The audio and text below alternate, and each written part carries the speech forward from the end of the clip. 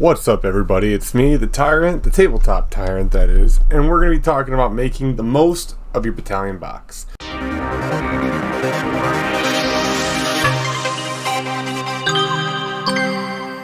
The Warriors of Chaos can be a faction that is deduced to the simple understanding of might makes right, or can be as complex as a million little decisions tethered to a corrupted and selfish soul that spirals an individual down this path of darkness. Either way, both warriors will find themselves surrounded by battle-hungry killers and stone-hearted warriors who only care for seeking the glory of their dark gods and questing for apotheosis. These leaders of these packs are known as champions of chaos. These individuals above all else are the most dedicated to their cause, having willingly sold out their humanity and soul for the gaze of their dark gods. These men will slaughter in their name and corrupt those around them for their own selfish ambition. With this gaze, however, a fine line must be walked because it only takes one gift too many or one mistake to end up a spawn of chaos. The hordes of these brutal warriors will come pouring out of the northern wastes, and when doing so, most scholars and soldiers will feel a sense of dread at their core, knowing that they are about to bear witness to a chaos incursion. With these incursions, they not only amass warriors clad in baroque armor, nor does it only bring tribes of marauders with darkness etched upon their flesh. It brings the most harrowing of all, the realm of chaos itself, bleeding its corruption forever outward until the lands around it are consumed by anarchy and misrule. Join me as we glimpse at this dark path and bear witness to what can only be described as the Warriors of Chaos. So now that we did that dope intro, give a little taste of chaos to sink your fangs into here, not like where the vampire counts, but we're going to talk about the battalion box. First, I want to lay my mission down for y'all. My making of this video is sitting there and thinking that this is the one purchase someone's going to be able to make for a while in this hobby. You're getting into the Warriors of Chaos, you're getting back into the Warriors of Chaos. Maybe your only idea of Warriors of Chaos is Total War Warhammer. My goal is to talk about the units, how we can implement the units, how we can do little conversions inside that box to make our own characters, because almost all the time when they drop an army like this, you've seen it with dwarves, we've seen it with orcs, we've seen it with Tomb Kings in Bretonnia, things stay out of stock, and they stay out of stock for a long time. And while there's still Age of Sigmar characters that you can draw upon, I fully understand that some people want that classic look. So you'll be able to make that classic look on your own with these minis. Now, let's dive into the box itself. Boom! PowerPoint proficient, everybody. We're in there. We get a whopping 32 Warriors of Chaos. Looks like we can count on 2 commands pretty much, and each kit comes with a banner, aspiring champion, and a musician.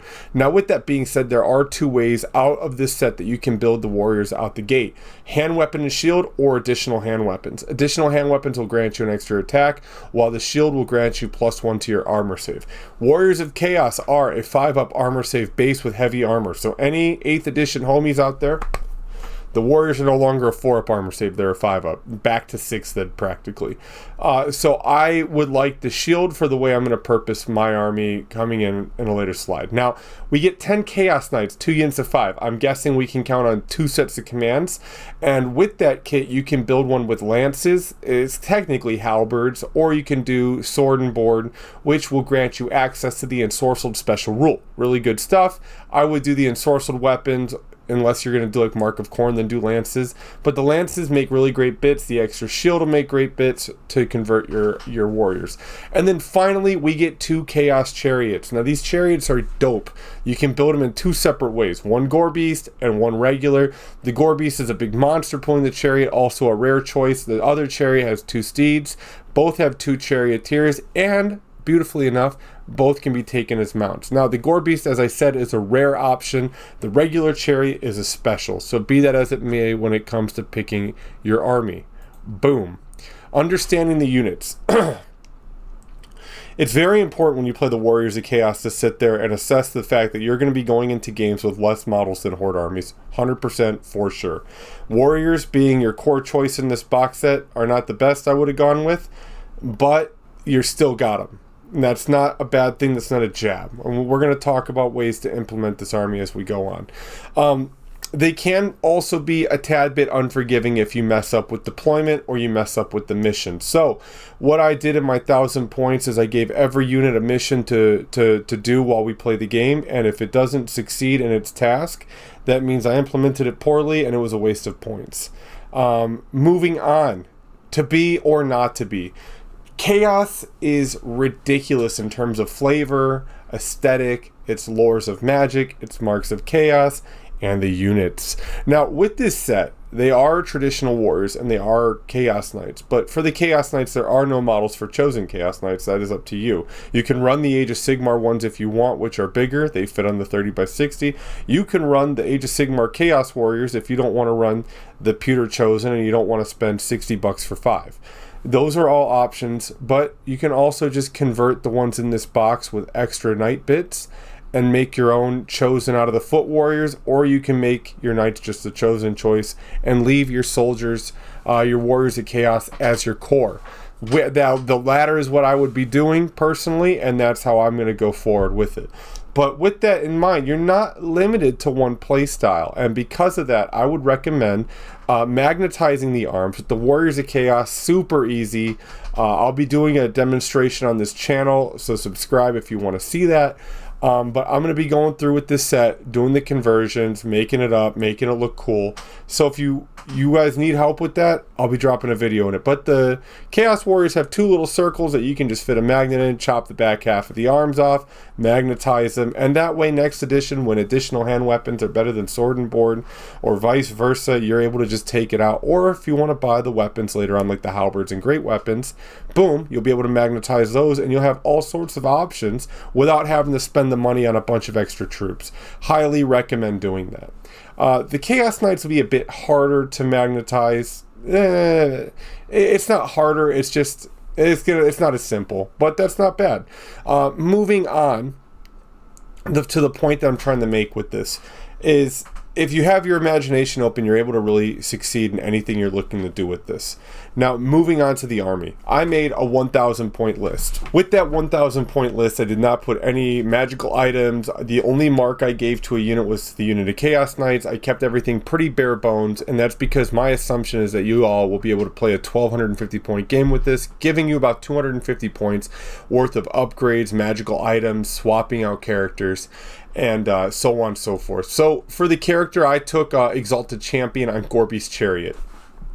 I know. I like the Gorby's Chariot being the fact that it's close order and it's kind of a good way to go out and hunt someone's monsters down. You're looking at movement 6, so the Chaos Champion will be able to keep up with the Knights and other Chariot. Weapon skill 4, strength 5 on the Gorby's alone. And I felt like with this model, I gave it the idea of going after someone's hero. If you give it the right weapons, you can go out and definitely take out a hero that's independent or a monster and deal with it that way.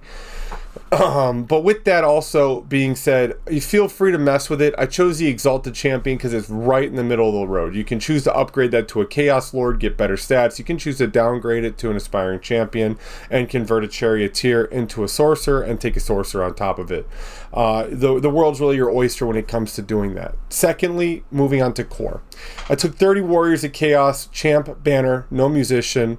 I went sword and board to get the benefit from its source of weapons, which is armor piercing 1. So for anyone that's new, armor piercing means that if you have the wound go through, they have a 5-up armor save. They're now a 6-up armor save because it's going through and making their armor 1 worst.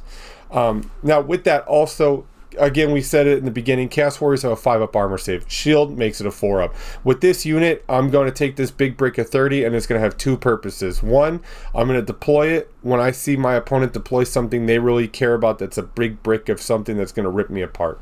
I'm going to do that because I want this unit to tie that unit down. 2, I want to bait somebody to try and set up a flank to take it. Now, why am I setting them up to take that flank?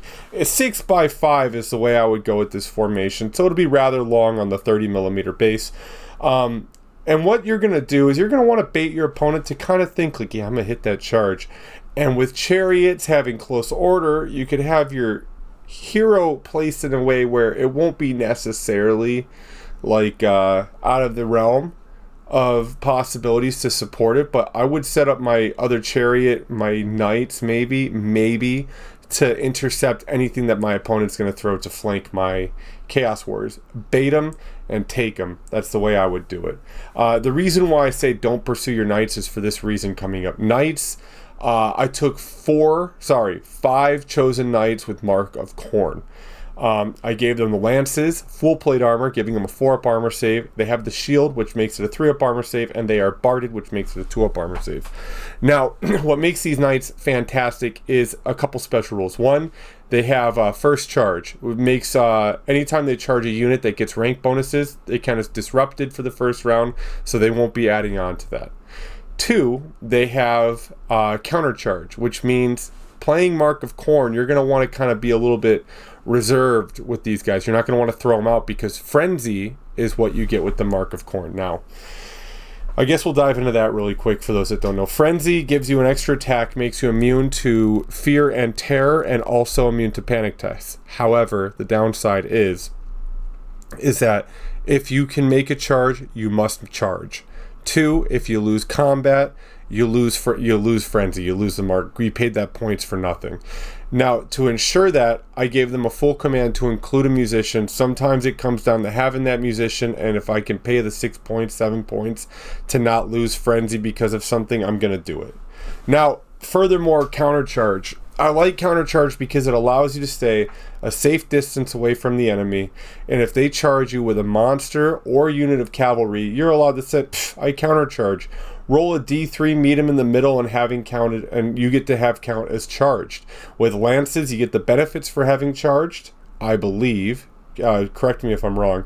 2, you get the +1 attack in combat because of Khorne, and 3, you get to frickin' add that 3 to your initiative because you count as having charged. So if they charged you, say it's Bretonnia with those great weapon cavalry, you're able to say, Uno reverse, countercharged you, and now you're striking before them. And these dudes are going to deal a hit with those lances. It's freaking intense. These guys punch holes through things. Aside from kissing the Chaos Chosen Knights' butts, I'm going to go to the Chariot. The Chariot's unique. I would almost say maybe if you're new and you're not sure how to use it, or you might set yourself up to get charged, I would take maybe the Mark of Slaanesh because it'll give you +1 initiative. Now hear me out, I wouldn't recommend it for like competitive people or people that know the army, but for new people, that +1 initiative makes a difference. If someone charges you, like I said, a lot of Bretonnian players I've seen charge you with great weapons, they're plus through their initiative, but their count as being initiative 1, they will now be initiative 4. With that being said, your base initiative 4 in the Charioteers, taking that Mark of Slaanesh is going to make you initiative 5. It's going to give you a chance to swing first. Now, what you're able to accomplish with that isn't very much. You're losing out on a lot of your stuff, but it's going to give you that first chance to hit, which can take your opponent off guard and dishevel them a bit. Now, the Chariot has some beautiful features. Again, I would use it to intercept anything going for flanks, go after anything artillery related if they leave you a gap, and definitely help out the Chaos Knights if you can by hitting a flank with them. They get d6 +1 impact hits. They have 2 attacks for the Charioteers. One Charioteer has a source of weapons, so that's AP1. The other Charioteer has a halberd, which is +1 strength, so strength 5. AP1 and armor bane, so on a 6-up, you're AP2, which is absolutely gorgeous. And then you have the attacks from the steeds as well, which I believe are initiative 3. Now, the mark doesn't apply to the steeds. That belongs to Khorne and Slaanesh, so just keep that in mind. Also, Slaanesh makes them like immune to panic or some, immune to panic checks. So whatever, it's not really going to help you on the Chariot. Moving on from the mark itself, it also has first charge.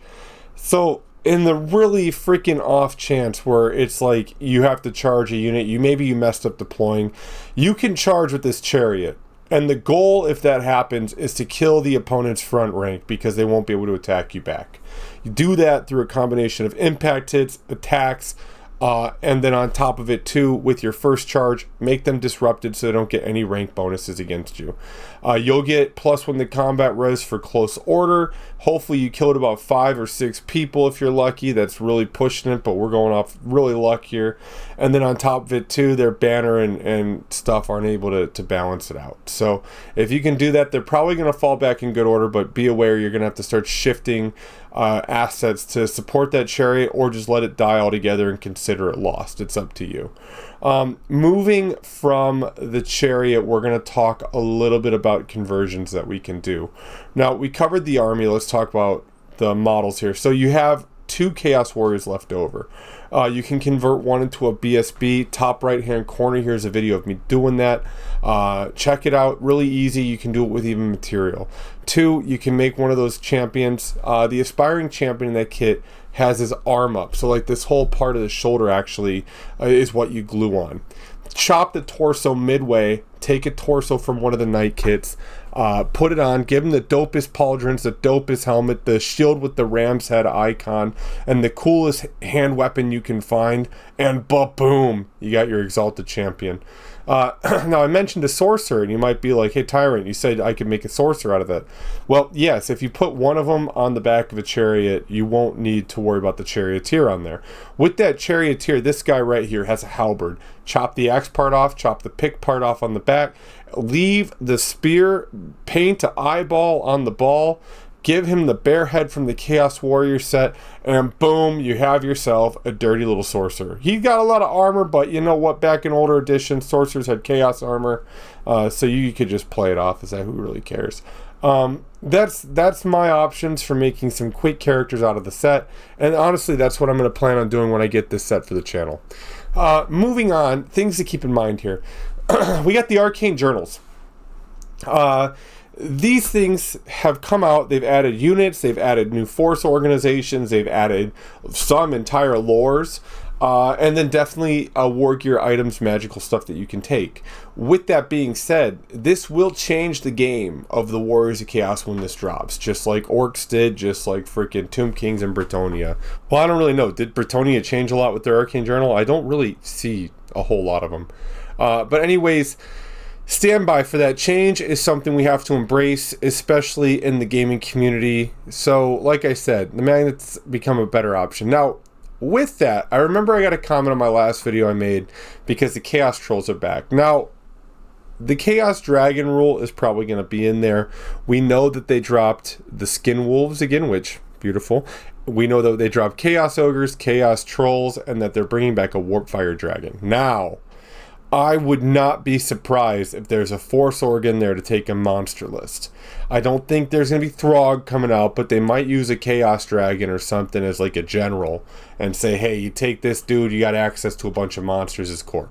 I don't want to get anyone's hopes up, but that's one way I could see it happening, especially with the Orcs and Goblins, getting that entire mounted cavalry list and a Black Orc Chariot out of it. So that's dope. Also, what happened to Audra Swamp Digger? Did he ever release in the States? Did he release anywhere?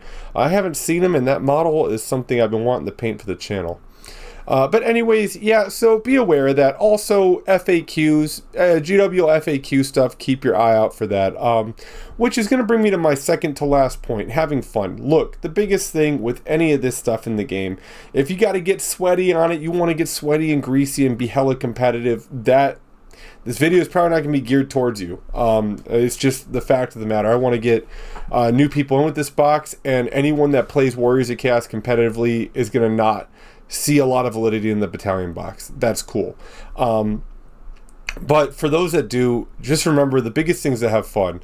Have a good paint scheme. Enjoy painting them.